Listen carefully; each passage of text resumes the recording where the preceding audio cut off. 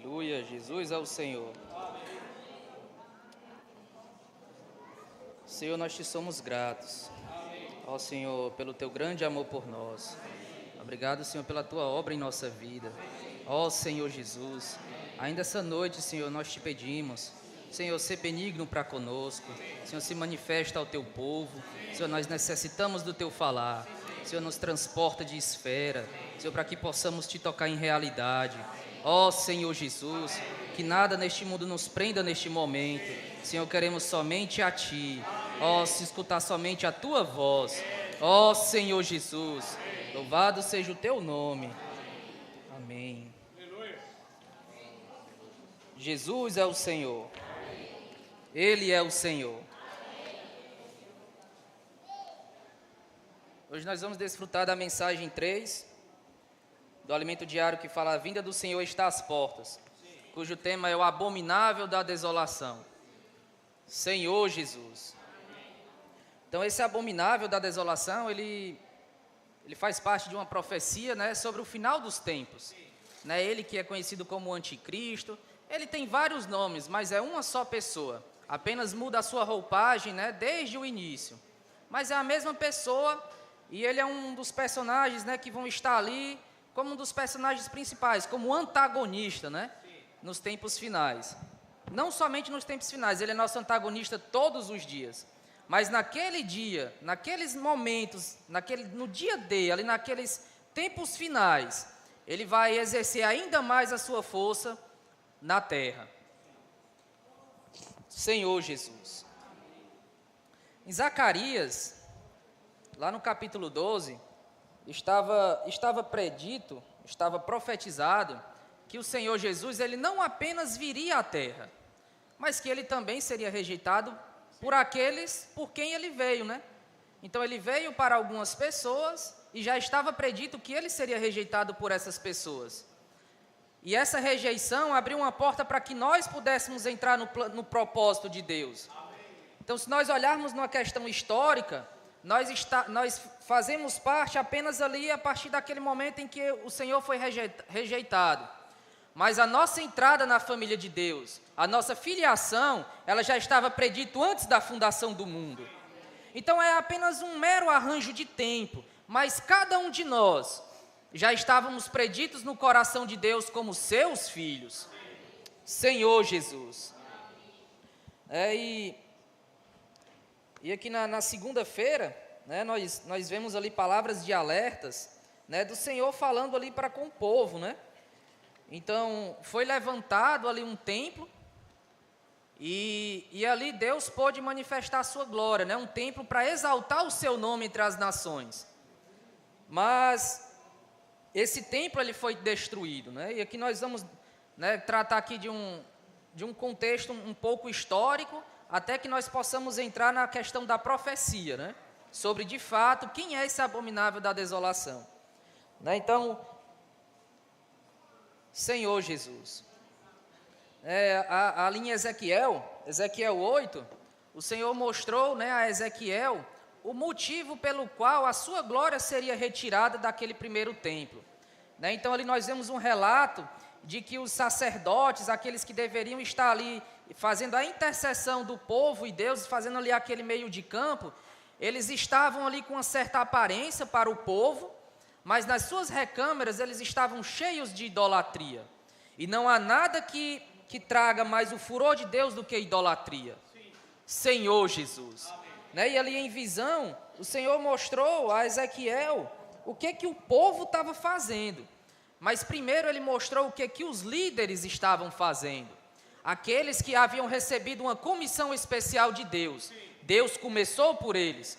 Né, e destrinchando ali no capítulo 8, 9, 10 e 11, o Senhor fala claramente que ele vai começar a limpeza pela casa dele. Então nós que recebemos essa visão, que somos a casa de Deus aqui na terra, vai começar por nós. Nós temos uma grande responsabilidade. Nós não podemos estar vivendo como os demais. Deus nos incumbiu de algo e no tempo determinado ele virá para prestar contas. Todos nós, na porção que cada um recebeu, cada um terá de prestar contas. Se você recebeu apenas um talento, você vai ter que prestar conta de pelo menos um talento. Se você recebeu 5 talentos, pelo menos 5. Então, é na proporção. O Senhor ele não vai cobrar daquilo que Ele não lhe confiou. Então, se você acha que você recebeu muito do Senhor, muito te será cobrado. Irmãos, e quem de nós pode dizer que não tem recebido muito do Senhor? Todos os dias, irmãos, nós temos recebido uma palavra abundante, uma palavra reveladora. Irmãos, nós não temos como nos esconder, todos nós temos recebido muito do Senhor. Mas como foi que isso começou, né? Lá em Gênesis, primeiro em Mateus, né, no capítulo 23, o Senhor falou que vossa casa ficará deserta, não é a minha casa.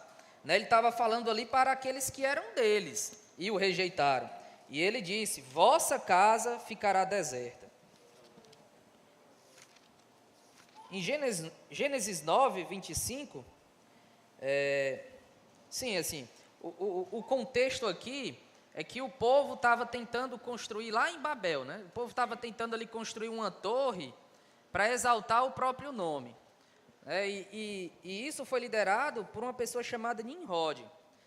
Mas isso começou, né, ali nós vemos o fato de algo que estava para ser consumado, mas isso começou antes. Pós-dilúvio, né, ali Noé e sua família, eles saíram da arca, né, e chegou em um certo dia, Cã expôs a nudez de seu pai. E quando Noé acordou, né, ele amaldiçoou Canaã, que é o filho mais novo de Cã. Né? Então aqui nós já vemos as peças começando a se encaixar. Cã também deu à luz a um filho chamado Cuxi, ou Cuxi, eu nunca sei qual é a pronúncia. Mas essa pessoa gerou também a Nimrod. E esse Nimrod, a Bíblia fala que foi o primeiro homem grande na terra. Né? Aquela primeira pessoa valente, pós-dilúvio, foi Nimrod. Nimrod, ele fundou também Nínive, né, que lá em Jonas, capítulo 1, versículo 2, fala que a malícia dessa cidade subiu até Deus. Então nós conhecemos aquela história, né, ali de Jonas e o peixe, ele tinha que profetizar lá em Nínive, e ele se escondeu. E logo no começo do capítulo fala que aquela cidade, ela estava cheia de malícia, e aquilo subiu até Deus. Né, ali o terreno de Canaã também estava ali composto, né, e até ali Sodoma e Gomorra. Então era um contexto muito propício para alguém tentar se exaltar. E vamos ler aqui Gênesis 11, 4. Isso que eu falei, irmãos, está no Gênesis 9, 25, que fala que maldito seja Canaã. Gênesis 10, 10 fala que o reinado lá de Babel era na Babilônia. E no 11, 4, nós vemos uma tentativa. Gênesis 11, 4. Disseram, vinde, edifiquemos para nós uma cidade e uma torre, cujo tope chegue até aos céus, e tornemos célebre o nosso nome, para que não sejamos espalhados por toda a terra. Então aqui a proposta era criar uma civilização sem Deus. Né? Antes do dilúvio, né, nós vemos ali que começou-se a produzir instrumentos de segurança, né, instrumentos cortantes, questão da diversão, do entretenimento ali com as músicas, a criação de gado para a questão de subsistência. Então isso aqui é apenas uma continuação de algo que já estava acontecendo. O homem, ele tem uma tendência natural por conta do pecado de se afastar de Deus. Então ele se declara autossuficiente, eu não preciso de Deus. E aqui nós vemos ali uma representação dessa tentativa do homem ser independente de Deus. E isso, irmãos, assim, a gente vê nesses relatos que Nimrod, né, com aquela civilização tentou fazer isso, mas isso perdura até os dias de hoje. Os governantes, como a Bíblia fala, todos eles, irmãos, todos os governos, eles vivem da mesma maneira. Eles vivem alheios a Deus e à sua vontade. Lá em Apocalipse 17, Senhor Jesus. Apocalipse 17, 1 e 2 fala: Veio um dos 7 anjos que tem as 7 taças e falou comigo, dizendo: Vem, mostrar-te-ei o julgamento da grande meretriz que se acha sentada sobre muitas águas, com quem se prostituíram os da terra, e com o vinho de sua devassidão foi que se embebedaram os que habitam na terra. No capítulo 18, versículo 3, fala: Pois todas as nações têm bebido do vinho do furor da sua prostituição. Com ela se prostituíram os reis da terra. Também os mercadores da terra se enriqueceram à custa da sua luxúria. Então, irmãos, não há nenhum governo na terra que não esteja debaixo do governo babilônico, né? Então, o império babilônico, ele foi extinto há muito tempo, mas Babilônia ainda está presente em nosso coração, né? Quando o povo foi levado cativo à Babilônia, foram levados milhões. Mas quando Zorobabel voltou, ali pelo decreto de Ciro, apenas aproximadamente 50 mil voltaram. Irmãos, foram muitos, mas voltaram uma minoria. Irmãos, o que isso quer dizer? Quer dizer que a edificação da casa de Deus, não são todos que estão interessados nisso. Então o decreto era muito claro: quem for de Israel, volte para a sua casa, para a sua terra e edifique o templo. Mas apenas uma pequena porção voltou. Senhor Jesus. Eu queria ler aqui com os irmãos Filipenses. Esse versículo é muito conhecido, irmãos, mas é muito bom da gente sempre ler. Então aqui nós vemos uma sociedade que quer viver sem Deus. E aqui o Senhor nos fala que tende em vós o mesmo sentimento que houve também em Cristo Jesus. Capítulo 2, versículo 5 de Filipenses. Lá no versículo 8 fala: a si mesmo se humilhou, tornando-se obediente até a morte e morte de cruz. Pelo que também Deus o exaltou sobremaneira e lhe deu o nome que está acima de todo nome, para que ao nome de Jesus se dobre todo o joelho, nos céus, na terra e debaixo da terra, e toda língua confesse que Jesus Cristo é o Senhor, para a glória de Deus Pai. Então aqui nós vemos contrastes: uma civilização que tentou exaltar o próprio nome, e alguém que teve o seu nome exaltado por conta da sua humildade. Irmãos, e há vários versículos que falam que Deus rejeita os soberbos, mas dá graça aos humildes. Humildade, irmãos, é a principal característica daquele em quem Deus tem trabalhado. Quanto mais arrogância nós apresentamos, isso quer dizer que Deus tem trabalhado pouco em nós. Quando nós demonstramos muito orgulho, quer dizer que a vida de Deus ainda não trabalhou tanto em nós. Quanto mais humilde nós nos tornamos, irmãos, mais nós representamos Deus, mais nós manifestamos a obra dele em nós. Nós, de fato, seremos pregadores do Evangelho por meio do nosso viver, porque o nosso viver representa a obra de Deus em nós. Irmãos, o poder de Deus se manifestar por meio de milagres, curas, sinais e prodígios, isso é coisa pequena, irmãos. A maior manifestação do poder de Deus é a nossa vida transformada. Por isso que quando nós mostramos a nossa vida transformada é um testemunho da obra de Deus em nós. Leva as pessoas a crerem. Né? Paulo fala que nós estamos arrodeados de tão grande nuvem de testemunhas. Então o mundo ele está olhando para nós. O mundo está com os olhos fitados em nós. O mundo quer ver se Deus tem trabalhado em nós naquilo que nós temos pregado. Muito nós temos pregado, mas muito nós precisamos manifestar. Senhor Jesus. Você já ouviu falar em Estado laico, né? É algo que é muito comum, principalmente na política, né? Estado laico, irmãos, quer dizer que um governo ele não se envolve com questão religiosa. Ele nem é contra, nem é a favor, então ele se abstém. Ele é igual Pilatos.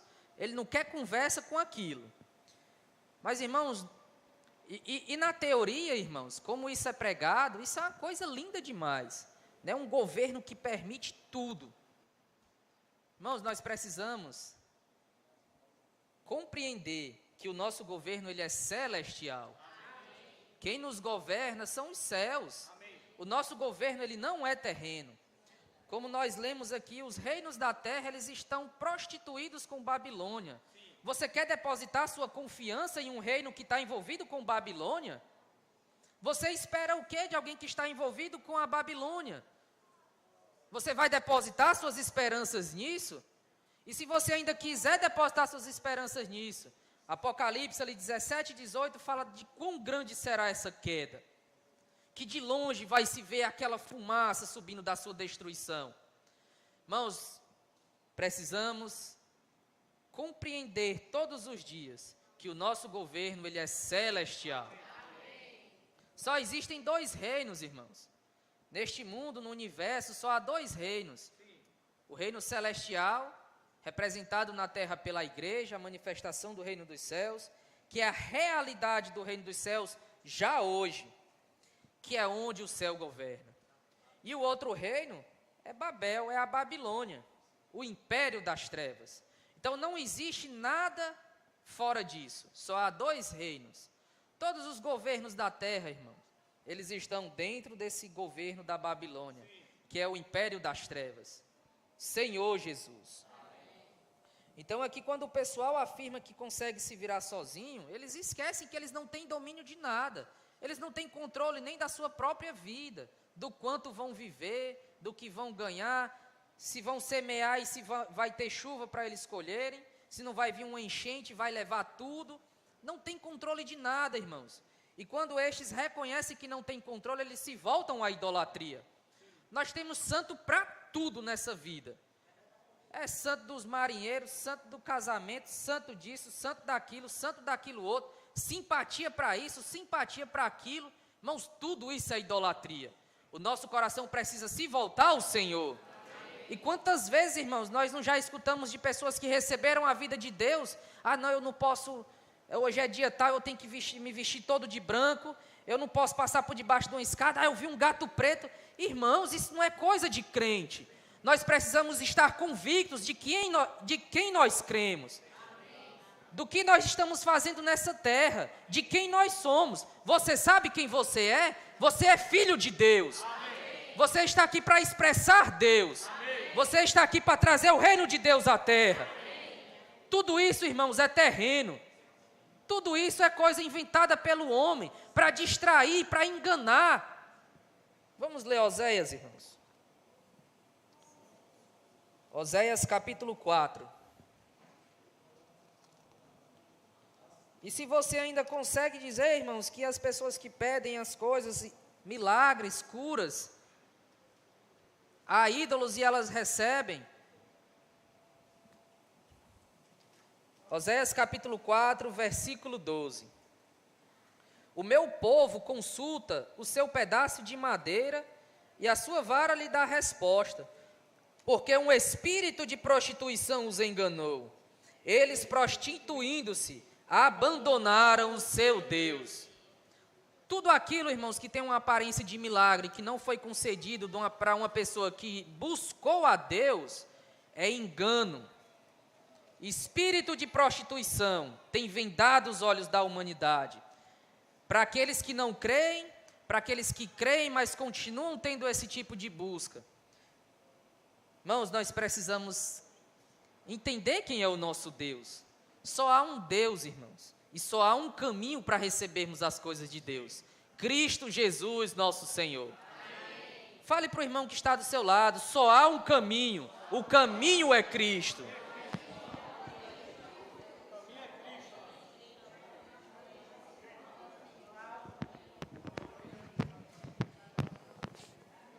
Senhor Jesus. Página 41 do Alimento Diário, fala assim: nós estamos no reino dos céus.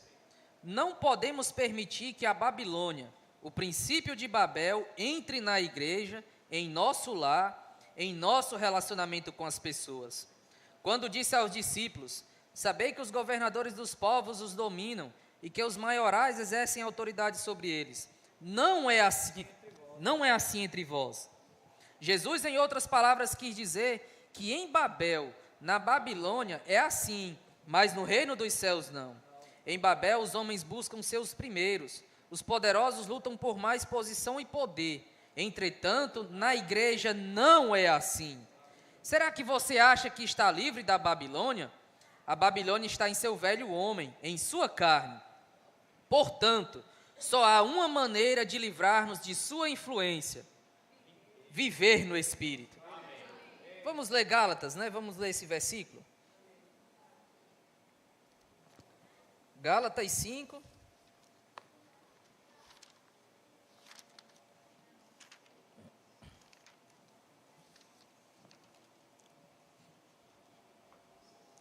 Versículo 16. Digo, porém, andai no Espírito e jamais satisfareis a concupiscência da carne. E lá no versículo 20 fala, 25. Se vivemos no Espírito, andemos também no Espírito. Então, irmãos, a nossa salvação para não sermos seduzidos pela Babilônia é andar no Espírito. E uma maneira prática que nós podemos fazer para andar no Espírito é: ó Senhor Jesus. Vamos invocar, irmãos. Ó Senhor Jesus.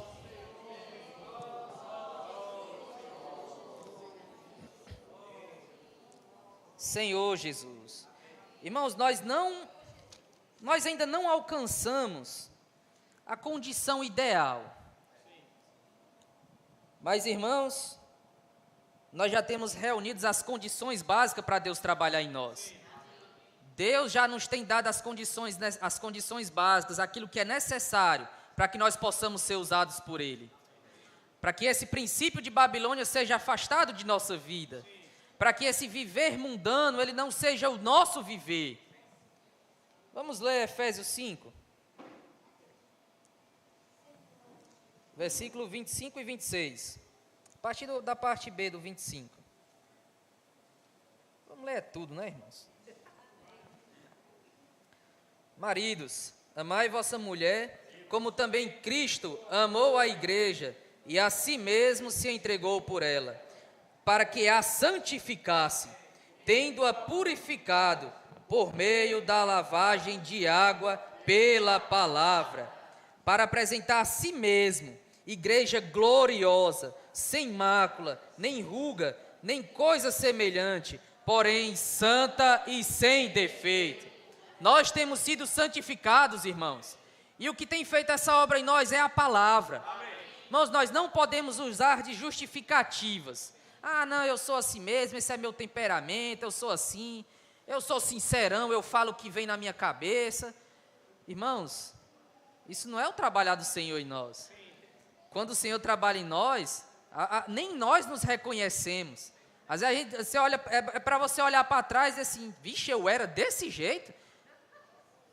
Isso é a realidade, irmãos, de que o Senhor tem trabalhado em nós. Pesado falar, precipitado falar, ser rápido em dar uma resposta, em fazer algo, em tomar uma decisão. Tudo isso, irmãos, é característica do velho homem. Graças a Deus nós somos um novo homem. Senhor Jesus. Então esse templo, irmãos, que foi levantado por Salomão, né, ele foi um propósito do coração de Davi. Lá em 2 Samuel, capítulo 7, né, o Davi estava ali, né, de boa, na sua casa, na sua mansão. E aí ele disse, rapaz, eu estou aqui morando nessa casa e a arca do Senhor está ali, rapaz, no meio daquele templo. Já sei, vou construir uma casa para o Senhor. E aí Natan, né, embora ele fosse prudente, nesse momento ele foi muito precipitado e disse, vai e faz conforme o que está no teu coração, o Senhor é contigo. Irmãos, nem tudo que nós temos vontade de fazer para o Senhor, irmãos, deve ser feito. Porque nós trabalhamos, já tratamos muito disso. A nossa alma, ela também tem vontade de agradar a Deus. Mas Deus, ele não aceita aquilo que vem do velho homem. Ele só aceita aquilo que é feito pelo novo homem. Aquilo que é feito pela carne, embora na melhor das intenções, Deus não se agrada. Quando nós fazemos algo para o Senhor, irmãos, Ele não está olhando para aquilo que nós estamos fazendo. Ele está olhando, você está fazendo isso pelo velho homem ou pelo novo homem? Se é pelo novo homem, irmãos, glória a Deus. Nossa obra vai ser aceita, mas aquilo que é feito pelo velho homem, naquele dia o Senhor vai dizer, eu não sei nem quem é você. Você estava fazendo algo que eu não estou nem sabendo que você estava fazendo isso. Você estava fazendo em meu nome. Senhor Jesus. Davi, ele tinha esse propósito, mas quem construiu esse primeiro templo foi Salomão. Então, irmãos, aqui nós temos uma analogia, né? O velho homem queria criar algo, fazer algo para Deus, mas somente o novo homem pôde fazer. Quem edificou a casa não foi Davi, que tinha a intenção, foi alguém que nem sabia da intenção do pai ainda, o novo homem. Nós precisamos todos os dias, irmãos, nos revestir desse novo homem, para que todos os dias nós trabalhemos nessa edificação. Então, ali fala que Salomão era um homem sereno. Sereno é uma pessoa humilde, irmãos. Característica de alguém que Deus trabalhou. Característica do novo homem. Então, esse templo ele foi construído por Salomão, lá na era de Araúna. Os irmãos acompanharam o alimento diário, né, e compreenderam aí o porquê que foi construído naquele lugar. E ele foi destruído por Nabucodonosor, rei da Babilônia. E depois de 70 anos, o povo voltou para reconstruir o templo, ali liderados por Zorobabel. Foram milhões, voltou uma pequena parcela, mostrando que nem todos, irmãos, e eu repito aqui, nem todos têm interesse em edificar a casa de Deus. Todos querem desfrutar do bem bom, da segurança, da proteção, da paz, da saúde, da alegria, da felicidade, mas edificar a casa de Deus não é para todos, é para uma minoria que tem isso no coração, e Deus tem nos chamado para isso, graças a Deus. Quando nós fomos chamados ali naquele decreto, vão edificar a casa do seu Deus. E Ciro ele deixa bem claro, do único Deus. Vamos edificar a casa de Deus, irmãos. Amém. Você está disposto a isso? Amém. Senhor Jesus. Amém. Quem está lutando pela restauração do reino são poucas pessoas. E graças ao Senhor fazemos parte dessa minoria. Amém. E esse templo ele foi erigido e depois ele foi derrubado de novo ali por Pompeu. E o terceiro foi levantado com Herodes, ali uma coisa majestosa. Historicamente, Herodes era um exímio construtor. A gente vê ali o templo, os discípulos contemplando aquela belezura, mas essa não foi a única obra que ele fez de bela. Salomão não, Herodes ele era um exímio construtor. E de fato esse templo ele era majestoso. Mas irmãos, aquilo não era para edificar, aquilo ali não era para engrandecer o nome de Deus. Aquilo ali era apenas por apoio político. Ele queria governar sobre aquele povo. Então os fariseus, eu recebi aqui um templo, tu está aceito, Herodes, tu é dos meus agora. Pura política, irmãos. Pura política.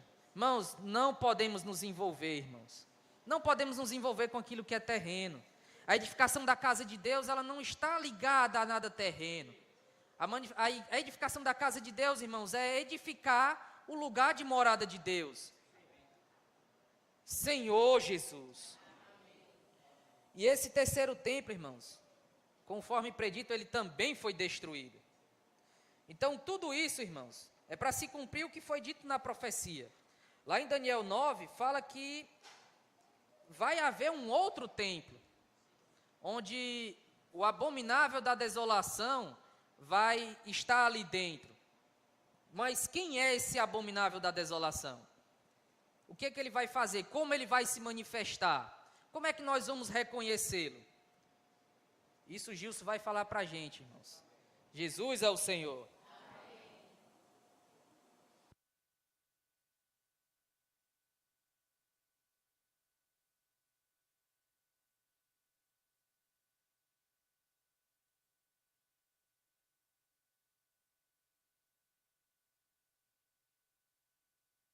Mateus 24.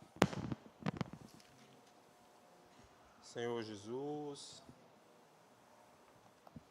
Bem, irmãos, Jesus é o Senhor. Mateus 24, 2. No Monte das Oliveiras, achou-se Jesus. Vou esperar os irmãos encontrarem. Senhor Jesus. Amém.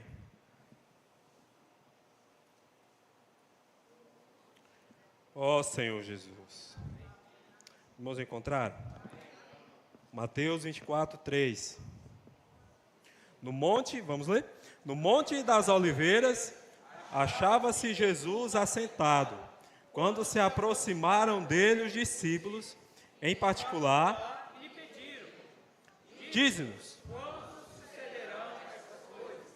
E que sinal haverá da tua vinda e da consumação do século? Amém. Qual o sinal? Ó Senhor Jesus. Isso é algo que muitos ainda correm atrás de sinais. E nesse versículo, o Senhor havia falado para os discípulos que não iria ficar pedra sobre pedra naquele templo que não fosse derribado. E essa profecia ela se cumpriu. E a glória do Senhor, ela abandonou o templo e Jerusalém. Eu peguei uma nota de rodapé da King James que ela fala assim, ó. Quando o Senhor se assentou lá com seus discípulos. Ao chegar ao alto monte, Jesus lança um último olhar para sobre a cidade amada que o rejeitou. Ao pôr do sol, senta-se com seus discípulos ao monte e ficam observando a noite sobre o templo e sobre o povo de Jerusalém. A glória de Deus deixou Jerusalém. A glória de Deus é o Senhor Jesus. E Ele abandonou, Ele deixou. Vocês conseguem imaginar, irmãos, a cena? Jesus saindo, vai para um lugar alto e vê o pôr do sol chegando ali, ficando escuro. A glória abandona, irmãos. Sabe? Isso precisa nos impactar. E dali em diante, saiu a glória. Eu queria ler com vocês, vamos ler 1 Samuel, só para a gente tocar um pouco nessa questão da glória. 1 Samuel 4:17.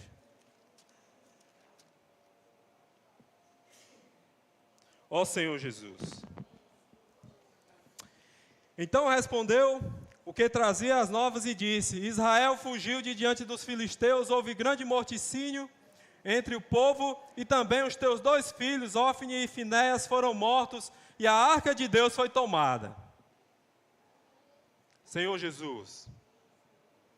E no 19 fala assim, ó: estando sua nora, a mulher de Finéias, grávida e próxima ao parto, ouvindo estas novas de que a arca de Deus fora tomada, e de que seu sogro e seu marido morreram, encurvou-se e deu à luz, por quantas dores lhe sobrevieram. O 21. Chamou o menino Icabó, dizendo: foi-se a glória de Israel. Isso ela disse porque a arca de Deus fora tomada e por causa de seu sogro e de seu marido. E falou mais: foi-se a glória de Israel, pois foi tomada a arca de Deus. Foi-se a glória de Israel. O Senhor ele foi rejeitado. Mas olha aqui, irmãos, nessa nota, Jesus lança um último olhar. Aí então ele partiu, foi a crucificação, né? Sobre a cidade amada que o rejeitou. O Senhor é a glória. Ele saiu de Jerusalém, mas quando ele olha para Israel, ele olha com olhos de quem ama alguém que o rejeitou. Sabe, irmãos? Por isso que há uma esperança para Israel. O Senhor foi rejeitado, mas Ele ama Israel. Sabe, irmãos? Isso Isso nos enche de alegria, porque às vezes, no nosso dia a dia, com as nossas atitudes, a gente acaba rejeitando e a nossa vida está trevosa.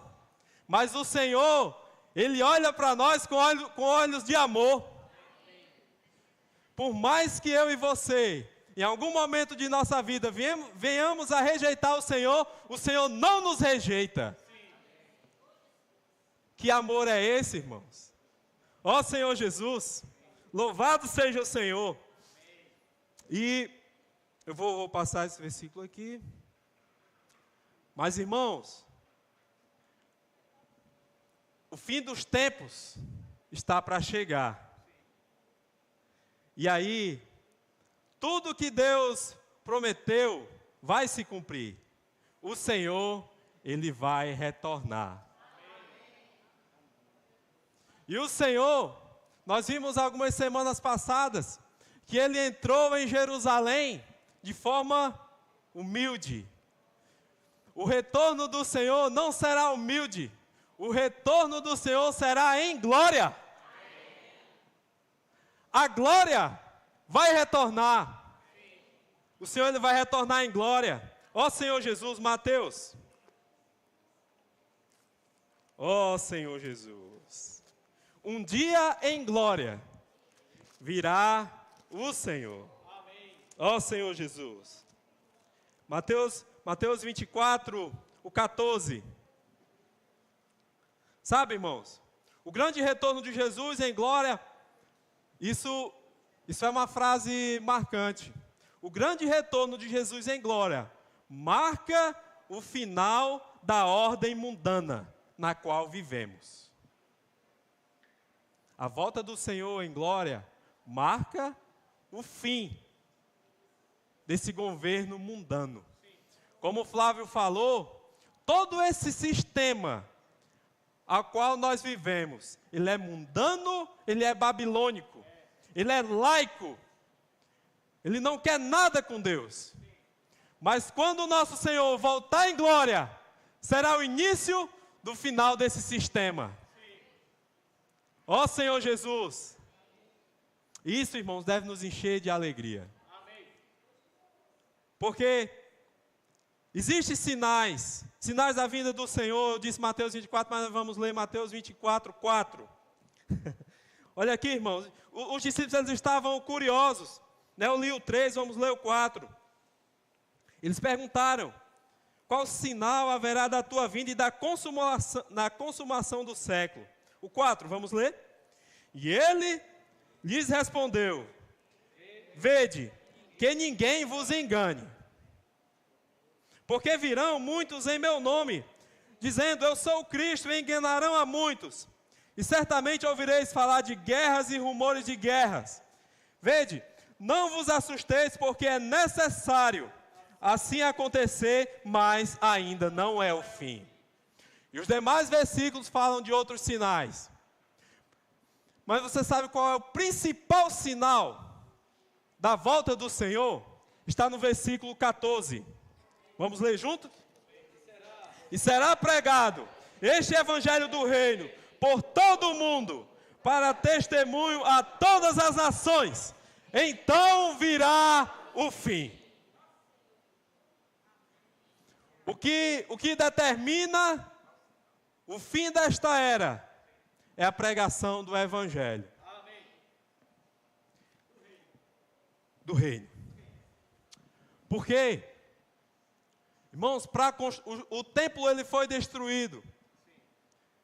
E o terceiro templo será reerguido.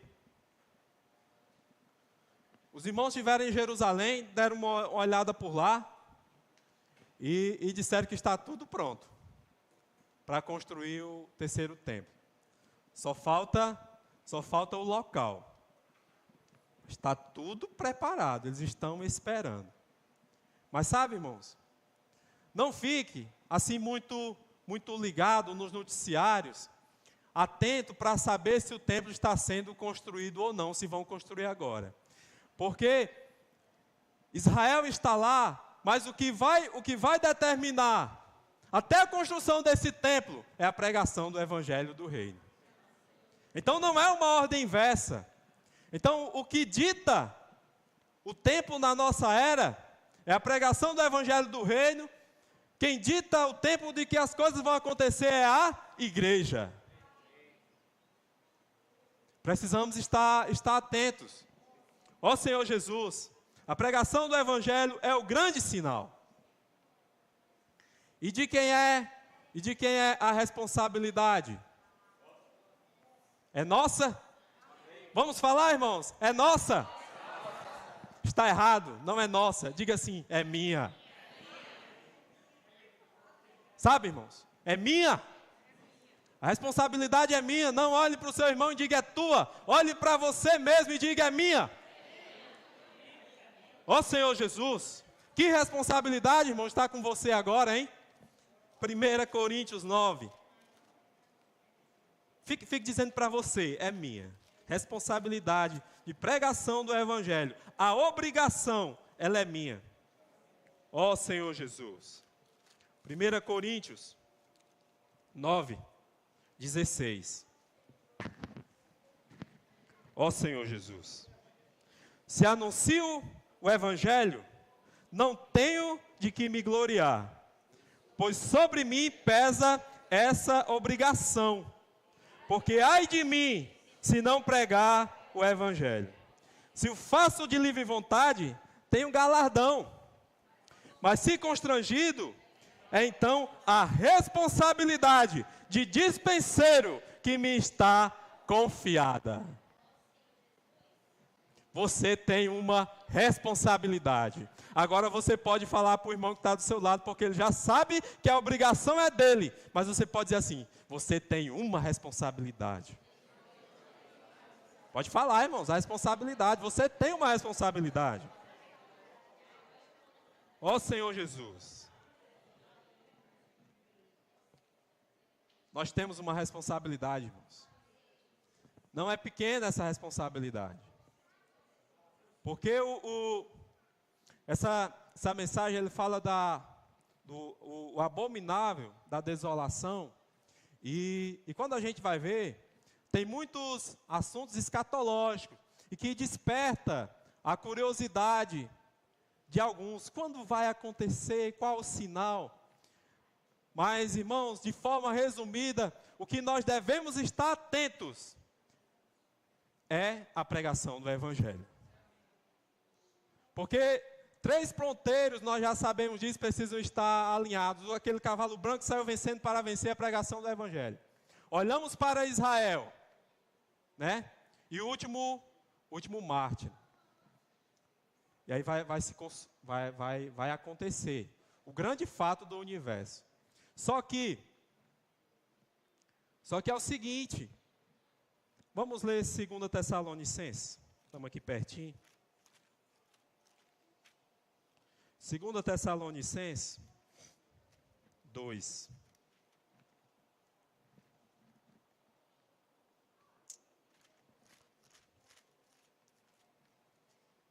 Ó Senhor Jesus. 2 Tessalonicenses 2. Ó Senhor Jesus. 3 e 4. Vamos lá? Ninguém de nenhum modo vos engane, pois isso não acontecerá sem que primeiro venha a apostasia e seja revelado o homem da iniquidade, o filho da perdição, o qual se opõe e se levanta contra tudo que se chama Deus, ou é objeto de culto, a ponto de assentar-se no santuário de Deus, ostentando-se como se fosse o próprio Deus.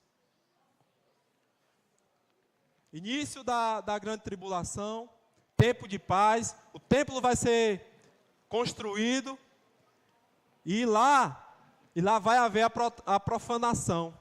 O anticristo vai romper a aliança que fez, nos 3 anos e meio, e aí vem a profanação do templo. Ó Senhor Jesus. E aí vem o início da grande tribulação. O início da grande tribulação, ela ela vai acontecer e existem sinais. Nós precisamos estar atentos para dois aspectos, irmãos. A vinda do Senhor, existe um ponto que ela será secreta e a vinda pública. Vinda secreta e vinda pública. A vinda secreta, o Senhor ele vai vir como ladrão. Para trazer aquilo que é de mais, para levar aquilo que é de mais precioso. Que no caso são os vencedores. E a segunda vinda é a vinda pública. E aí, irmãos, nós trabalhamos para o quê? Para sermos aqueles que o Senhor vai levar em secreto. Certo? Antes da grande tribulação. Apocalipse 3. Apocalipse 3, 10.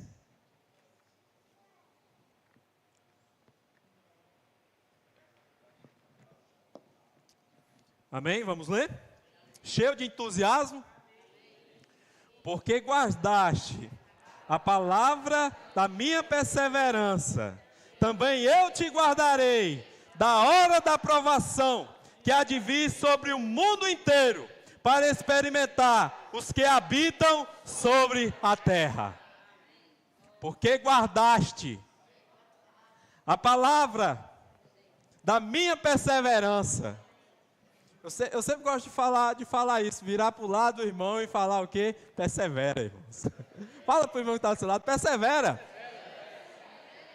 Guarda a palavra. Guarda a palavra. Apocalipse 12. Apocalipse 12, 5. Eu não ouvi. Apocalipse 12, 5. Vamos lá? Nasceu-lhe, pois, um filho varão, que há de reger todas as nações, com cetro de ferro. E o seu filho foi arrebatado para Deus, até o seu trono. São os vencedores. Ó Senhor Jesus. 1 Tessalonicenses 5. A Dácia não está aqui.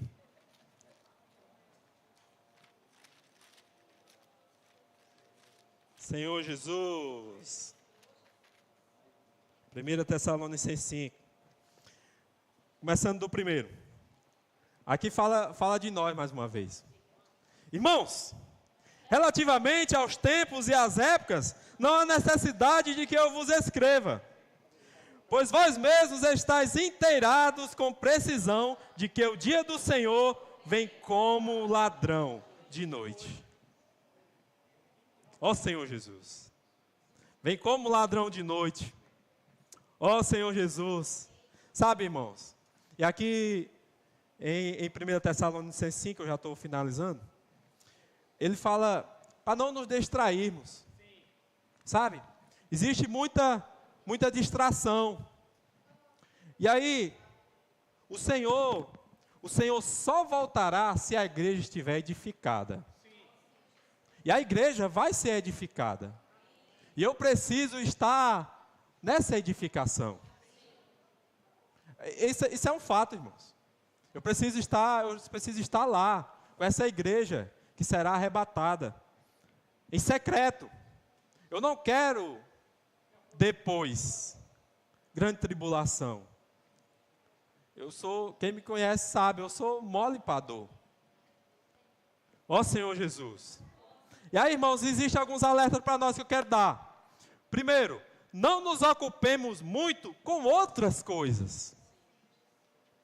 Não nos ocupemos muito com outras coisas. Às vezes a gente gasta tempo demais com outras coisas.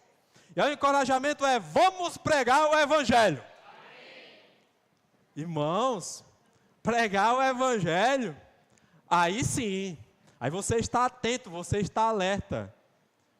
Ontem nós tivemos uma saída maravilhosa.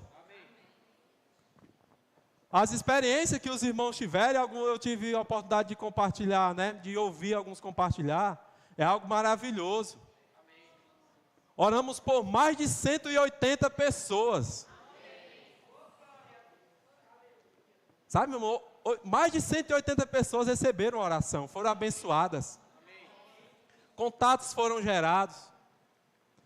A palavra foi semeada, 6 kits, se eu não estou enganado. E aí, irmãos, a igreja ela vai sendo edificada. Ó Senhor Jesus. E aí, outra palavra de encorajamento. Vamos fazer o que for possível para participar dos serviços da igreja. Irmãos, pense em outro negócio que nos salva. É servir. Servir junto. Servir com os irmãos. Nós somos encorajados, irmãos. Na igreja não há exclusividade. Às vezes, podemos nos enganar achando que eu já sirvo determinado serviço. Então, basta. Não, irmãos, é engano. Tá? Não existe exclusividade. Eu posso servir na música, quer dizer, eu não posso servir na música, porque não sei tocar. Né? Mas eu posso servir na cantina, também não sei cozinhar, mas eu sei lavar. Então, eu posso servir na limpeza, eu posso servir na recepção. Então, irmãos, não se prenda a um único serviço. Não existe exclusividade. Sejamos simples, obedientes, coração de servir ao Senhor. E aí a igreja ela será edificada. Ó Senhor Jesus. E aí, irmãos, o Senhor nos guardará do dia da provação. Eu quero ser arrebatado vivo. O irmão Pedro tem falado, né? Eu tenho como ele fala? É como se eu tivesse a esperança de ser arrebatado vivo, irmãos. Amém. Isso também precisa estar em nós. Amém. Ser arrebatado vivo. Participar desse grande evento. Ó Senhor Jesus. Amém. Louvado seja o Senhor. Amém. Eu quero estar lá, irmãos, com o nosso Senhor. Não na vinda pública, na secreta. Ser colhido como premissa para Deus. Jesus é o Senhor.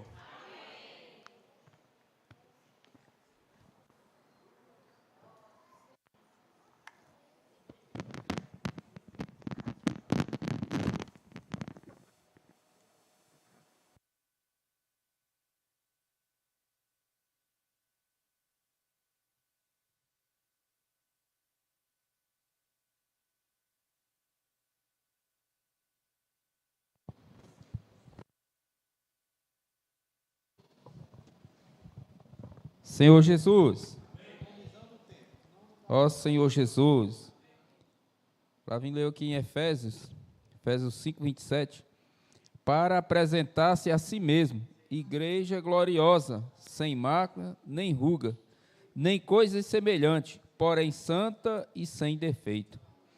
Apresentar-se sem mácula nem ruga, né? A ruga aqui é sem nenhuma velhice, né? Apesar disso, né, como o Flávio falou, essa Babilônia, né, toda essa velharia, né, ainda está no meio de nós, né? Ainda está no meio de nós, ainda nós somos tocados por essas coisas, né? Essas coisas ainda nos afastam do Senhor. Eu vendo aqui o vazio no local de reunião hoje, né? Parece que muitos foram engolidos por essa Babilônia, né? Por essas coisas, né? Envolvidos com essas coisas. E graças ao Senhor que o Senhor nos trouxe aqui, né? Nós estamos aqui, né? Isso é uma prova que o Senhor está trabalhando em cada um de nós, né? Nós estamos aqui porque nós crescemos, né? Nós crescemos um pouco, né? Nós não fomos tragados, né? Graças ao Senhor. E nós precisamos estar guardados nessa esfera. Tanto nessa esfera de reunião, como nessa esfera de servir ao Senhor, né? Isso é muito claro para nós, né? Não há mais dúvidas, né? A maneira de nós sermos edificados é pregar o Evangelho e servir ao Senhor, né? Isso é a maneira do Senhor nos guardar e nos transformar, né? A igreja ela vai ser edificada de qualquer maneira, né? eu querendo ou não, eu participando ou não, a igreja ela vai ser edificada, né? Mas eu quero participar, né? Eu quero estar na parte forte de Sião, né? Ó Senhor Jesus, amém. Amém, Jesus é o Senhor. O irmão Gilson falando do serviço, né? E eu tive a oportunidade de servir com as criancinhas agora na salinha, né? Deixar as porções, né, para os meninos, né? Falando, teve uma entrevista sobre o que era comportagem. Aí é muito interessante porque já é uma nova cultura, né? Já está entrando nisso, né? E foi muito bom porque eu deixei minha porção para eles e eu falei para eles, né? A Milânia fez uma pergunta, né? Robert, qual é a mensagem que você quer deixar para eles para a saída no dia 12? Aí eu deixei, né, a mensagem, né, que essa experiência que eles vão ter no dia 12, talvez no dia não faça tanta diferença, né? Mas que futuramente, se o Senhor não voltar, eles vão lembrar, né, que eles puderam sair, né, orar pelas pessoas, né? Tiveram essa infância já, né, que eu não tive, né? Mas eles tiveram essa oportunidade, né? Eu quero contar a experiência também do jovenzinho que saiu com a gente, uma criança, né? Saiu com a gente ontem na comportagem, né? Ele é o Juan, né? Aí ele saiu com a gente na comportagem e teve um casal que a gente abordou, né? Pediu para orar por eles e esse casal falou, né? Que o pedido de oração é pela filha, né? Era o filho, né? Que estava com depressão. E aí a mãe também dele estava mal por isso, né? E estava meio com depressão também, né? Estava melhor, né? Tomando os remédios, né? E aí a gente orou, aí eu falei, né? Orou primeiro eu, aí depois foi orando um por um. Aí chegou a vez do Juan. Eu, vixe, rapaz, eu fiquei pensando na minha mente, né? Rapaz, é um pedido tão sério, né? Que eu já tinha falado, agora é tua vez, Juan. Aí, não, mas é o Juan que tem que orar por essa pessoa, né? Aí o Juan orou por esse pedido, né? Pela saúde dessa família. E aí, graças ao Senhor, foi muito tocada, né? Essa família, esse casal, eles perguntaram onde é que a gente se reunia, né? Vocês são de qual igreja, né? Não, nós somos da igreja em Quixadá, fica ali na rua Francisco Brasileiro, número 100. E aí, eles falaram que quer vir para a reunião, né? Ficaram muito tocados, né? E o mais impactante é trazer isso para a questão das crianças. No final, essa mãe perguntou, rapaz, esse menino tão novinho, orando pelas pessoas, ficou muito chocada, ela ficou muito tocada assim, que coisa boa, né? Na igreja de vocês tem isso, né? Então, graças ao Senhor, irmãos, pelo serviço, e o Senhor nos deu essas ferramentas, né? Jesus é o Senhor.